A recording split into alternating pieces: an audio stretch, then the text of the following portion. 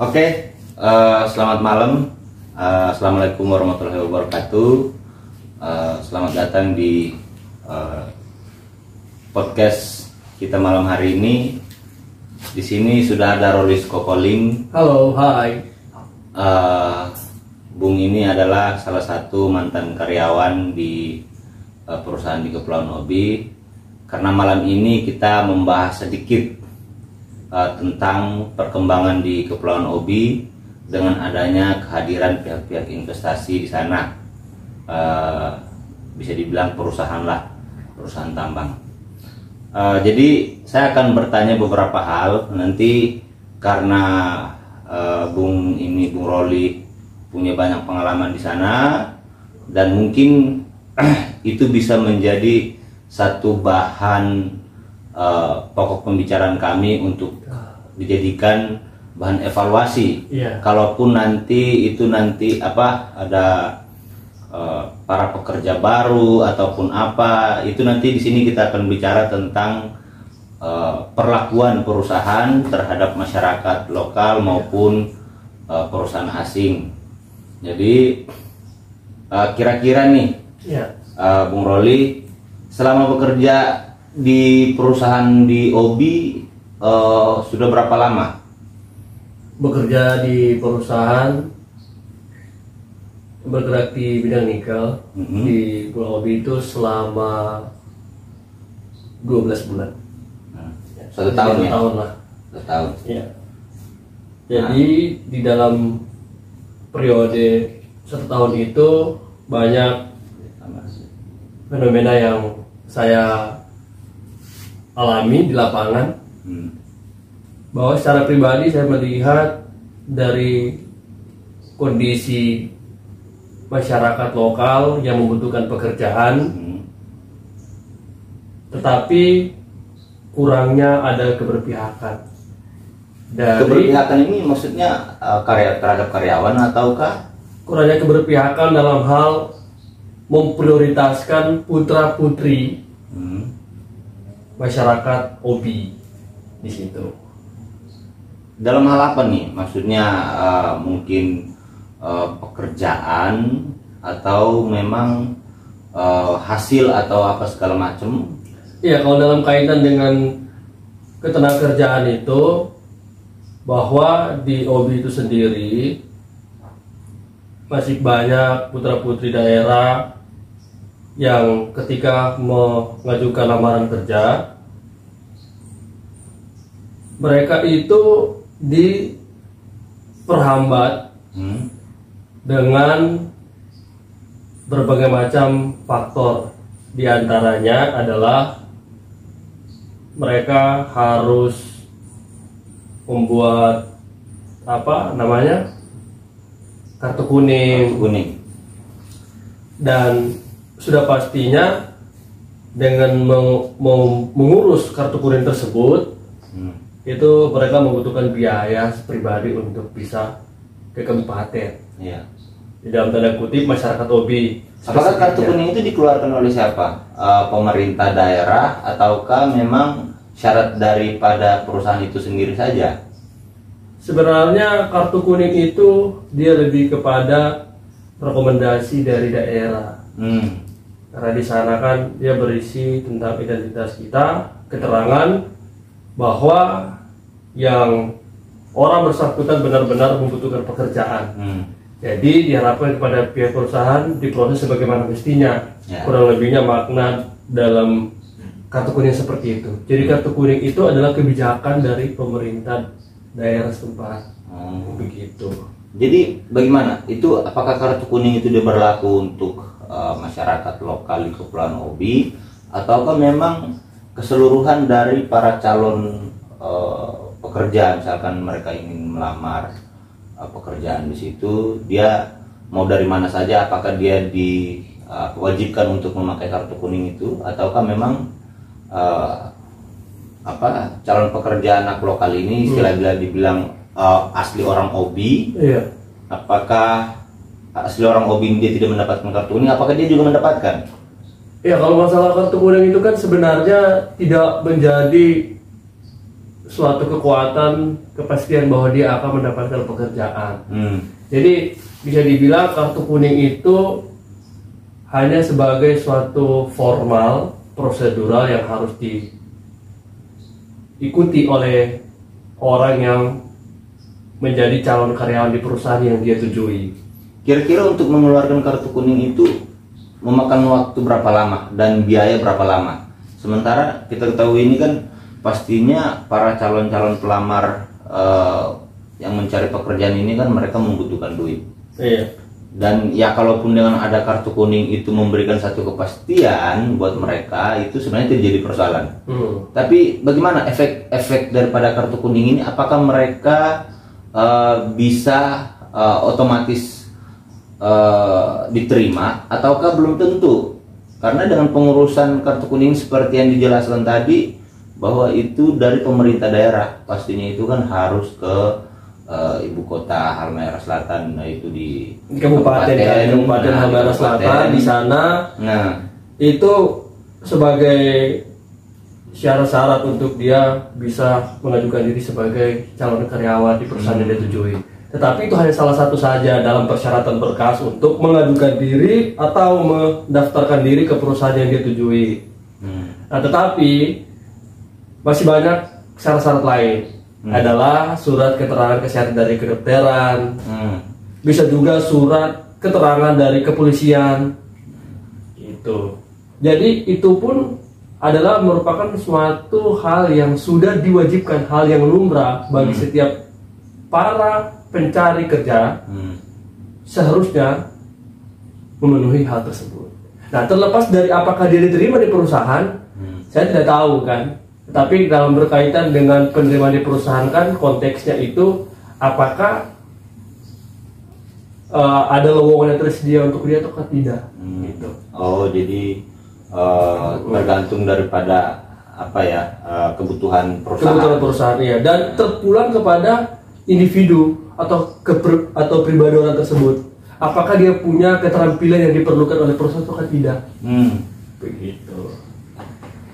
Berarti kalau misalkan berdasarkan dari keterampilan ini kan, kalau menurut saya sebenarnya mungkin tidak begitu berpihak ya pada masyarakat yang bisa dibilang belum pernah kerja di perusahaan. Otomatis kan mereka nggak punya keterampilan, belum ada pengalaman ya. Nah, cuman kalau nggak salah itu ada pelatihan. Iya. Nah, dengan pelatihan itu apakah bisa menjadi syarat buat para calon karyawan itu, ataukah memang orang yang sudah ikut pelatihan itu otomatis diterima atau gimana? Karena yang buat pelatihan ini kan pastinya dari perusahaan itu sendiri, dan juga kalau misalkan minimal dia udah udah punya pengalaman, ya pasti kan tidak semua orang lokal atau siapapun itu kan punya pengalaman untuk bekerja di perusahaan.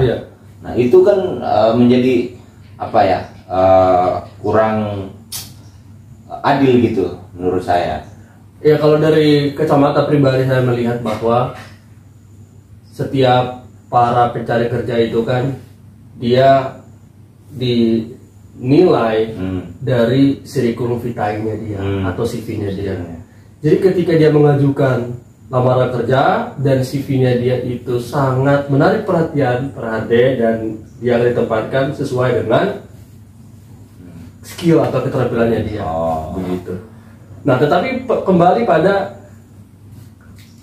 calon karyawan yang belum memiliki pengalaman sama sekali, itu ya pasti tempatkan, kalau yang saya lihat di lapangan itu mereka ditempatkan sesuai dengan kebutuhan. Misalnya di bagian kru perkapalan atau di pabrik, begitu.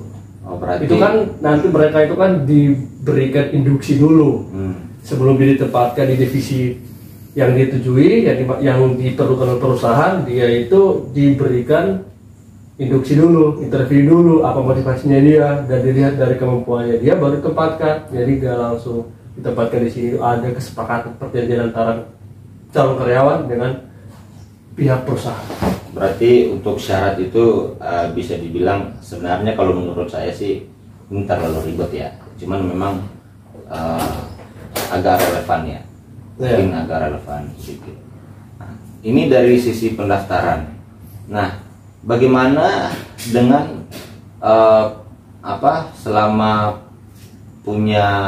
selama bekerja di sana, apa yang saudara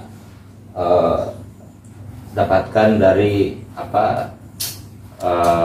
perusahaan itu, dia perlakuan perusahaan terhadap karyawannya? Apakah memang kan sekarang ini kan kita melihat banyak sekali informasi yang beredar di media sosial bahwa ketidakadilan itu terjadi, ada pemecatan atau pengurangan karyawan yang bisa dibilang itu sepihak.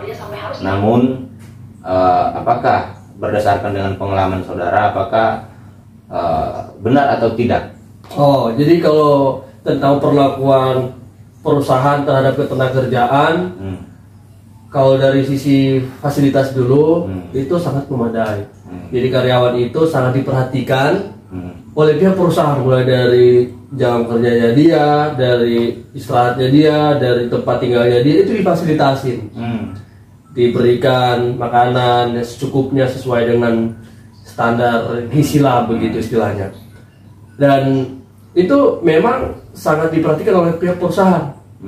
Tetapi dalam hal kondisi di lapangan, saya sendiri sebagai kru yang pernah bekerja di perusahaan itu kadang mengalami suatu kendala, kelelahan fisik. Tetapi untuk mengadu kepada pimpinan kita, itu kan enggak langsung kita bangun bahwa saya capek nih, udah kerja kepanasan ini. Namanya juga kerja ya. Selagi jam istirahatnya itu belum sampai ya, sejauh itu kita harus tetap bekerja. Kalau enggak nanti ditegur sama pimpinan. Berarti masih memadai gitu ya? Iya betul. Tapi kalau dari dalam hal ketika terjadi pemutusan hubungan kerja, itu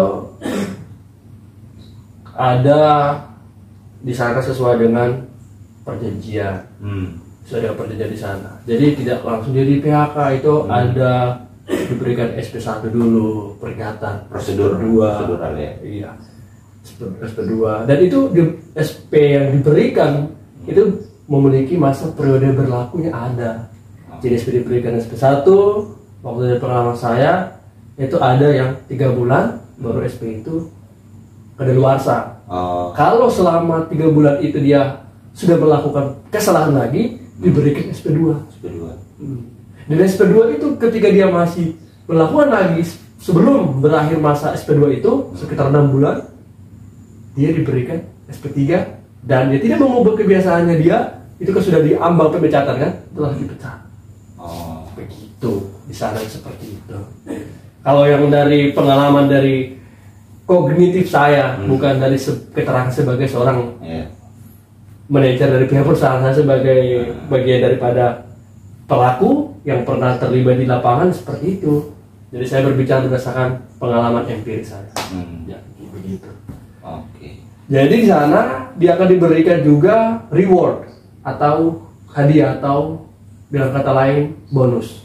Ketika dia dipecat, ketika dia mendapatkan SP3 atau gimana? Ketika dia tidak mendapatkan SP selama setahun, dia bekerja itu bagus, tepat waktu, disiplin, dia akan diberikan bonus. Iya. Bonus itu bisa jadi seperti gaji basicnya dia. Jadi gaji basicnya dia 3 juta.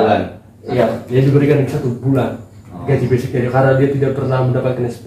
Kalau dia pernah mendapatkan SP, itu ketika ada bonus, begitu istilahnya bonus lah, itu dia potong karena kinerjanya dia kurang bagus. Begitu. Kalau memang seperti itu, berarti ini kan kadang-kadang kita juga tidak bisa langsung menafsirkan ya. Terkait dengan informasi mungkin yang menyatakan kita bukan pro, tetapi kadang-kadang kita punya pemikiran itu terlalu cepat untuk diintervensi oleh orang lain. Maka dengan malam ini kan saudara sebagai pelaku mantan karyawan di sana.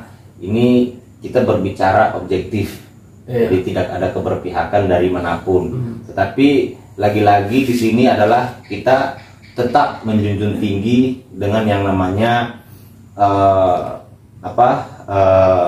harkat daripada masyarakat di Kepulauan Obi terlebih khusus ya. Nah, jadi memang kalau malam ini saya sudah bisa menyimpulkan bahwa terkait dengan informasi-informasi yang kita dengar di sana itu ya perlu kita telaah, ya perlu kita telaah dan juga perlu kita saring. Ya, mana informasi yang bisa dibilang itu benar dan mana informasi yang bisa dibilang itu hoax. Nah, itu sudah dua pertanyaan tadi. Pertama saya tanyakan terkait dengan syarat untuk menjadi karyawan di perusahaan, kemudian perlakuan daripada perusahaan itu sendiri. Nah, kemudian yang ketiga saya ingin bertanya tentang selama kan saudara ini kan selain menjadi pelaku mantan karyawan di perusahaan, saudara juga kan masyarakat di sana. Nah, pastinya juga saudara juga menikmati atau melihat dampak positif atas kehadiran perusahaan ataupun negatif, ya bisa dibilang begitu ya. Nah, mungkin dari sisi itu kan balik lagi pastinya kita berbicara tentang anggaran yang dikeluarkan masyarakat, perusahaan atau pemerintah untuk mengelola suatu daerah yang menjadi objek industrinya. Betul. Nah, dari sisi kehadiran oleh pihak-pihak investasi di Kepulauan Obi itu, bagaimana pengalaman saudara atau bagaimana saudara melihat terkait dengan perkembangan yang ada di kepulauan? Bisa saja dibilang ini dengan mungkin kita bahas sedikit soal CSR yang sekarang disebut PPN itu. Nah, kalau misalkan saya ingin bertanya nih, mungkin ada sedikit perkembangan, mungkin pembangunan desa dan segala macam, apalagi sekarang ini kan kita melihat bahwa Desa Kawasi itu kan sudah dipindahkan kampungnya atau belum atau bagaimana, tapi itu kan memang sudah menjadi rahasia umum. Nah, dalam hal ini saya ingin bertanya terkait dengan perkembangan satu daerah terlebih khusus ini di Obi atas kehadiran perusahaan, apakah memiliki dampak positif terhadap masyarakat di Kepulauan Obi? Dampak positifnya ada, ya. Kalau dampak positifnya ada, pertanyaannya apa dampak positifnya? Kalau dalam kaitan pertanyaan dari saudara terkait dengan peran CSR sebagai perantara antara pihak perusahaan dengan masyarakat, dari pengalaman saya secara pribadi, di sana CSR juga memberikan kontribusi kepada masyarakat dengan program-program yang mereka keluarkan. Salah satunya adalah di dalam ruang lingkup pendidikan itu pernah ada dari UGM bekerja sama dengan perusahaan memberikan sosialisasi tentang kesenian, pendidikan, dan budaya setempat di sekolah yang ada di Desa Kawasi. Itu sebagai salah satu daripada peran CSR kan. Nah, di situ. Jadi kalau tentang peran CSR itu dari sisi positifnya itu masih ada lagi. Jadi salah satu dari situ. Nah, ini kan kalau kita berbicara tentang anggaran ini kan memang sangat besar ya. Pastinya dengan kehadiran, kalau saya sih bisa katakan bahwa perusahaan di Kepulauan Obi itu adalah perusahaan raksasa. Memang perusahaan raksasa. Dan sudah ditempatkan sebagai daerah strategis industri nasional. Dan itu pastinya CSR-nya itu juga pasti besar. Nah, apakah bisa adil ketika saudara bilang itu hanya di satu kampung saja? Apakah itu karena dia masuk di ring 1 ataukah bagaimana, sehingga ataukah memang anggarannya tidak cukup? Kan yang namanya dia CSR itu dimanfaatkan untuk masyarakat Obi itu kan bukan hanya di ring 1, tapi ada ring 2, ring 3. Kalau ring 1 itu Kawasi itu kan dia masuk di ring 1. Nah, CSR ini kan tidak hanya berbicara dengan sosialisasi mereka saja, tetapi memberikan sumbangsi yang jangka panjang. Contoh misalkan beasiswa, anak yang bisa IPK-nya di atas bisa dibiayai oleh Pemda lewat CSR itu. Nah, sampai saat ini kan memang tidak ada, kayak kalau hanya sekedar sosialisasi, CSR itu besar. Iya, kalau terkait dengan itu, saya rasa bukan kewenangan saya untuk menjawab itu. Tetapi yang berkaitan dengan pertanyaan Anda, apa dampak positif yang diberikan CSR terhadap masyarakat dalam hal menjalankan fungsinya dia, adalah seperti yang tadi sudah saya jelaskan. Nah, namun yang menjadi penekanan saya di sini sebagai seorang mahasiswa yang menjunjung tinggi nilai-nilai idealisme dalam paham Marxisme, banyak kaum-kaum yang kurang memiliki sentuhan. Dalam hal ini yang menjadi indikator kenapa saya mengatakan bahwa mereka itu kurang memiliki sentuhan, karena dari sini, dari calon karyawan ini. Karena di sana perusahaan itu tidak melihat siapa yang melamar kerja. Mereka tidak melihat backgroundnya dia berasal dari mana. Tetapi sebenarnya itu terpulang kepada pemerintah daerah, dinas ketenagakerjaan, menurut hemat saya seperti itu. Karena disitulah yang namanya prioritas masyarakat lokal itu adalah merupakan peran daripada pemerintah daerah. Dalam hal ini adalah Disnaker, dinas ketenagakerjaan, bagaimana mereka itu memprioritaskan masyarakat lokal. Karena yang di perusahaan itu mereka hanya tahu siapa yang melamar, ya diterima gitu. Jadi ketika berkata, wah kami tidak diprioritaskan, ya tanya ke Disnaker. Mereka hanya menjalankan sesuai dengan apa yang ada dari sana. Berarti bisa dibilang bahwa ini seharusnya yang harus dipertanyakan bukan ke pihak perusahaannya. Iya, kalau dari tetapi kepada lebih khusus kepada pemerintah daerah, lebih khusus dinas tenaga kerja. Jadi tenaga kerjaan, dinas sosial. Bagaimana dinas sosial itu yang ada di Halsen melihat bagaimana kondisi kehidupan masyarakat di bawah naungan perusahaan. Ya, itu menjadi suatu hal yang perlu dikaji dan dibahas, dan itu merupakan ranahnya pemerintah.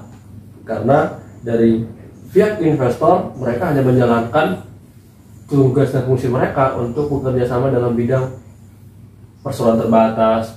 Dan kalau kita bertanya terkait dengan kesejahteraan masyarakat, itu terpulang dari kepada pemerintah daerah sendiri. Begitu. Bagaimana supaya akan ada mahasiswa-mahasiswi yang berprestasi tetapi tidak mampu secara finansial, itu merupakan suatu hal yang perlu kita sampaikan kepada pemerintah daerah untuk bagaimana memperhatikan putra-putra OBI, karena hasil sumber daya alam kita dikeruk, dan sebagai gantinya adalah mereka harus memberikan topangan baik itu secara finansial, agar supaya orang yang tadinya dia cerdas tapi karena di masalah finansialnya kurang, dibiayain oleh pihak perusahaan. Ya, tapi sampai saat ini kan nggak ada kan itu. Sampai sekarang ini program itu kan belum ada kan. Mungkin kebanyakan masyarakat sana akan berharap itu. Iya. Tapi ya itulah, perlu ada dorongan dari pemerintah setempat juga. Iya. Nah ini kan kita masih di ruang lingkup CSR tadi ya. Iya. Nah ini tadi kan yang dibahas saudara itu kan adalah dari segi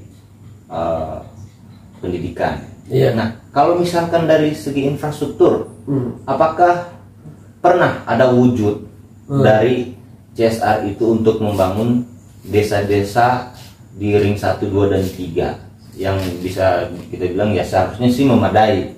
Apakah ada? Iya, ada. Dari mana? Dari BUMDes. BUMDes. Ya, Nah, kalau BUMDes itu dia beda lagi. Iya, tapi kan BUMDes itu kan badan usaha milik desa yang tidak semata-mata itu adalah dari perusahaan, dari pemerintah. Kebijakannya program pemerintah. Enggak, dia juga bisa jadi dari kekayaan desa dialihkan kepada usaha. Dan itu CSR juga memiliki peran di sana untuk memberi edukasi kepada masyarakat tentang bercocok tanam, bagaimana menanam sayur-sayuran yang baik, yang benar, itu diajarkan, saya diberikan edukasi. Ya, kalau dalam hal infrastruktur, dalam hal apa nih kalau begitu? Saya mau infrastruktur kayak pembangunan jalan, jembatan. Nah, sempat kita lihat kemarin itu kan ada beberapa yang sempat saya singgung di video saya yang sebelumnya itu CSR yang dibuat oleh salah satu perusahaan di Kepulauan Obi itu jembatan kayu. Nah, kan, jadi yang menurut saya itu kan sebenarnya itu kan yang namanya jembatan itu kan dia pasti memiliki fungsi jangka panjang seharusnya. Nah, kalau pembangunan infrastrukturnya dilihat hanya sekedar saja kan ini belum maksimal menurut saya. Iya. Karena setahu saya PPM itu anggarannya besar. Iya, kalau di situ kan sebenarnya untuk bisa membedah masalah itu kita menghidupkan roh Tridharma itu kan. Nah, di sana kita harus mengkaji, melihat secara komprehensif, barulah kita mengambil kesimpulan. Jangan kita berdasarkan pada berita yang memang autentifikasinya itu masih dipertanyakan gitu loh. Jadi kita harus bisa membenahi masalah-masalah yang ada di daerah dengan sudut kemampuan intelektualitas kita, begitu. Kira-kira seperti itu. Kalau tentang CSR itu kan bukan hanya satu kan, bukan hanya satu PT, kan ada berbagai macam CSR. Ada CSR yang di, misalnya nih kalau di Kawasi, CSR yang di MSP, CSR yang ada di TDP. Mulai dari menurut CSR sendiri berbeda gitu. Tapi kalau udah lihat tentang fungsi dan peran mereka secara detail, komprehensif, itu saya belum terlalu paham lebih jauh tentang itu. Tapi kalau terkait dengan kondisi karyawan dan menjadi dilema saya sebagai salah satu masyarakat yang hidup di bawah naungan perusahaan, saya bisa menceritakan dari sudut pengalaman pribadi saya, bukan berdasarkan pada teoritis, tapi daripada pengalaman langsung yang saya dapat di lapangan, begitu. Oke, terakhir saya ingin bertanya, apa sih yang saudara harapkan terkait terhadap perusahaan, kehadiran perusahaan di sana? Mungkin ya dari sudut pandang saudara masih banyak hal-hal yang perlu dikembangkan di sana, terus secara pembangunan mungkin segala yang selain semacam itulah. Kira-kira dalam jangka waktu beberapa tahun ke depan atau karena atas kehadiran perusahaan di sana mungkin memiliki dampak yang lebih besar lagi, dampak positif. Iya. Kira-kira apa yang saudara harapkan? Ya, kalau saya itu harapan saya adalah kembali kepada pemimpin kita, pemimpin kita yang ada di daerah. Jadi bagaimana pemimpin, dalam hal ini bupati, dia benar-benar menghidupkan masing-masing daripada kabit-kabit yang membidangi di bidang dinas ketenagakerjaan, dinas sosial, dan lain sebagainya, sehingga itu bisa terjawab, yang menjadi kerinduan, keresahan masyarakat itu dapat dijawab oleh kebijakan-kebijakan pemerintah yang benar-benar memberikan prioritas kepada masyarakat.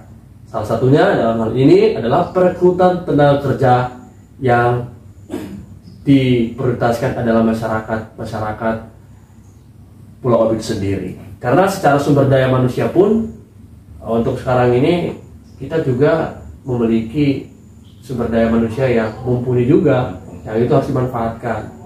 Jangan sampai terbengkalai. Misalnya kalau mereka belum mampu tapi sudah ada fondasi, ada potensi, itu dikembangkan. Misalnya mereka memberikan pelatihan, buat daftar pelatihan ketiga, dibiayain langsung oleh perusahaan. Nanti ketika mereka mampu, kemudian mereka mengikuti tes dan memenuhi kriteria, berarti direkrut. Begitu kan. Seperti ada juga yang para calon karyawan yang menyandang disabilitas gitu, seperti bisu, gak bisa berbicara. Dalam undang-undang ketenagakerjaan kan mengatur kan tentang orang-orang seperti itu. Tapi kadang di perusahaan itu yang saya lihat sejauh selama saya bekerja itu tidak ada orang yang seperti itu. Padahal orang-orang seperti itu juga membutuhkan pekerjaan. Tetapi karena dilihat daripada penyandang disabilitas itu yang secara kasat mata dia tidak bisa memenuhi persyaratan untuk bekerja, mereka tidak menerima itu tanpa memberikan dispensasi. Padahal seharusnya dengan melihat tekadnya dia untuk mau bekerja, walaupun dia misalnya tidak bisa berbicara, tetapi karena secara jasmani dia bisa bekerja, dan kalau hanya bersih-bersih di klinik servis, saya rasa mungkin dia juga bisa memiliki pekerjaan. Dan kalau mereka mempermasalahkan tentang berkas-berkas dan orang tersebut belum memiliki berkas yang lengkap, dalam hal ini jenjang pendidikannya tidak lengkap, cuma sebatas tamatan SMP, ya jangan menjadi suatu hal yang distandardisasikan bahwa yang menjadi calon karyawan itu harus menyandang pendidikan terakhir minimal SMA. Karena kita tahu bahwa di daerah OB itu kebanyakan itu nggak ada yang SMA. Jadi seharusnya SMP pun atau SD pun modalnya cuma biasa SD pun, tetapi kalau bekerja hanya tentang skop-skop tanah, ya kan, sapu-sapu, saya rasa tidak perlu harus distandarisasikan harus dia dapat jasa SMA. Karena lagian di sana kan yang kita kerjakan bukan tentang hitung-hitungan, ya kan? Yang pastinya cuma kerja ya fisik. Sarjana aja dan bawa itu, mobil, iya, dan apa bedanya gitu kan? Iya, dan akhirnya mempersulit masyarakat pencari kerja. Padahal hasil sumber daya alam mereka dikeruk. Dan itulah kenapa kalau terkait dengan harapan saya itu kembali kepada Pak Bupati sendiri sih.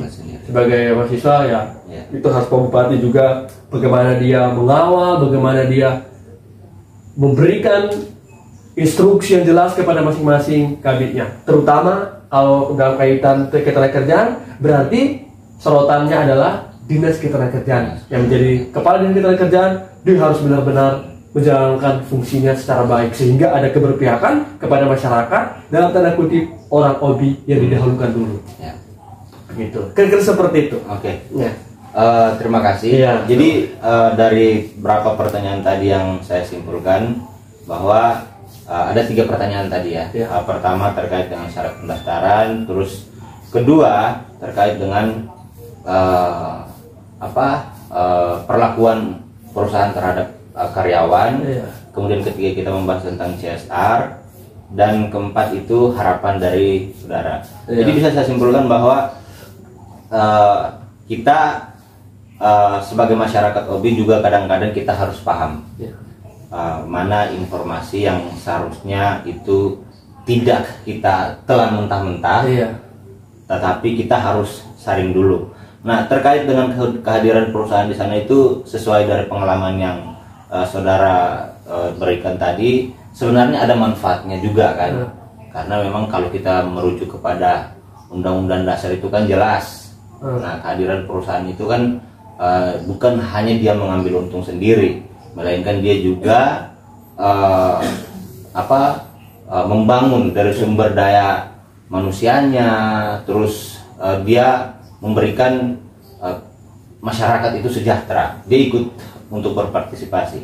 Jadi mungkin itu yang malam ini.